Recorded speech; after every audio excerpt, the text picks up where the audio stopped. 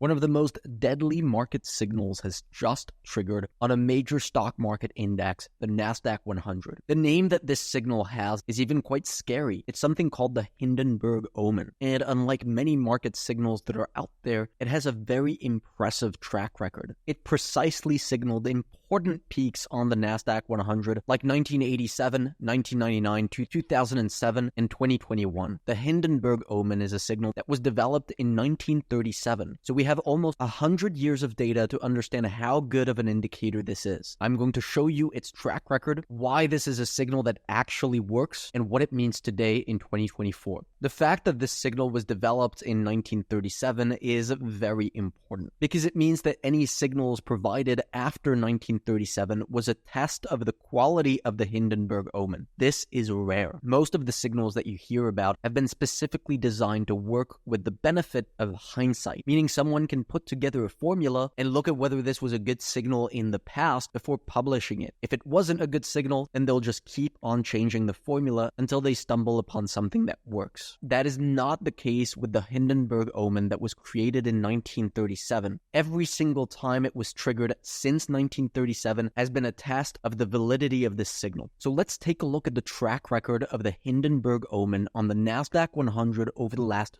25 years. It has been able to anticipate with a fairly good degree of accuracy significant market peaks like 1999, 2007, but also many of the most recent market peaks we've seen over the last decade, like 2015, 2018, 2019, and of course the peak in 2021, just before a 25% drop on the Nasdaq 100. Today, the Hindenburg Omen is flashing again. Now, the signal isn't as strong as it was in 1999 or in 2007, but the average stock market correction that followed similar signals to the one we have today was around 15%. So it's worth taking a look at what is actually going on today. The Hindenburg Omen only triggers when there's a large number of stocks in an index that are making new annual lows while the stock market as a whole is trending higher. This is not normal behavior. Under normal conditions, a large number of stocks are either making new annual highs or new annual lows. It's very rare to see both happening at the same time. But sometimes it does happen. And when it does, it means that although the stock market is rising and looks strong, underneath the surface, it's actually weakening and showing cracks. That's something we are seeing today. Since January of 2023, the S&P 500 has advanced by a staggering 40%, a very strong rally by historical standards. But when we look at an index called the RSP, we see it has only moved up by just 15%.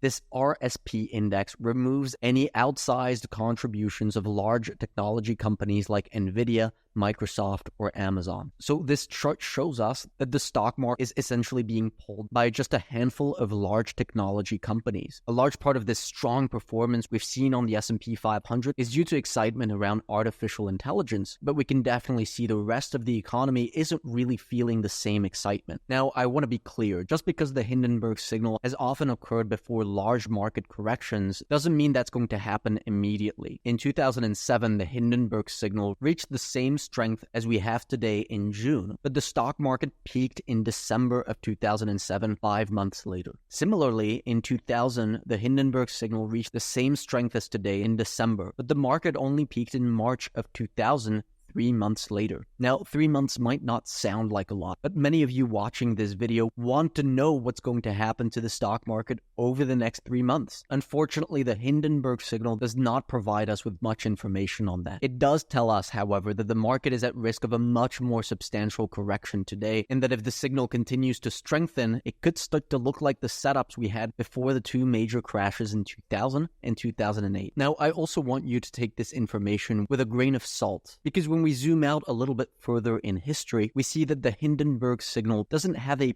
perfect track record. You can see it also triggered a signal in 1997, which was not a great moment to be selling the Nasdaq 100 as it continued to move higher for another 2 years. It did, however, provide another great warning signal to investors as the market was topping in 1990 before quite a significant correction. And it also triggered a signal a few months before the market peaked in 1987, which was followed by the Black Monday stock market crash. Now, today, despite these warning signals, the S&P 500 is still very very much in a bullish technical structure, which is why throughout 2024, we've been quite aggressively long on the stock market. We've closed 31 trades so far in 2024, with some of the trades exceeding 30% gains, and almost all of our losing trades being under 5%. We want to have a maximum number of large, successful trades, but also make sure that our clients are avoiding large losses, because poor risk management is the most dangerous part of trading, something we take very seriously at Game of Trades. We cannot guarantee that we'll continue to have these results looking forward, but we're doing everything we can to make sure that will be the case. You can join our service to access